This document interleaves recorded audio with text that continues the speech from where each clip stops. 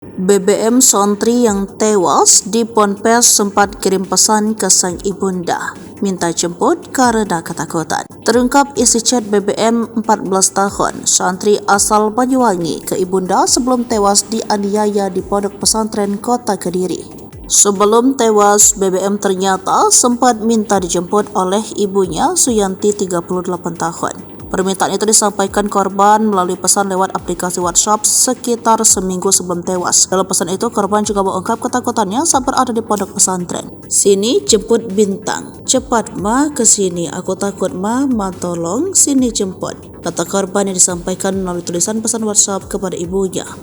Dikutip Kompas.com, Senin 26 Februari 2024. Suyanti mengungkapkan beberapa hari sebelum meninggal dunia, sang anak kerap menghubunginya. Dalam komunikasi itu, BBM meminta untuk dijemput, namun tak menjelaskan alasan mengapa ingin segera dijemput orang tuanya.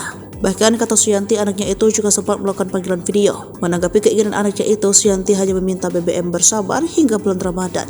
Namun BBM menolak dan tetap minta untuk dijemput. Atas kasus kematian sang putra, Suyanti pun memviralkan di media sosial.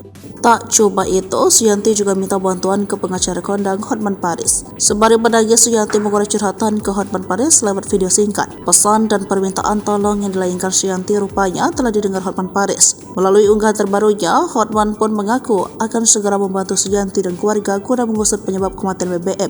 Kapolres Kediri Kota AKBP Bramastio Priaji mengungkapkan, penyidik telah menetapkan 4 tersangka dari kasus penganiayaan ini. Mereka adalah kakak kelas korban berinisial MN 18 tahun asal Sidoarjo, MA 18 tahun asal Nganjuk, AF 16 tahun asal Denpasar, dan AK 17 tahun asal Surabaya.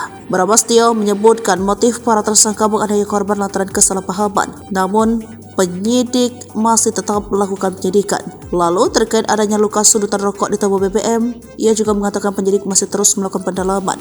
Kasus BBM 14 tahun, santri asal Banyumas tewas di pondok pesantren di Kediri, Jumat 23 Februari 2024.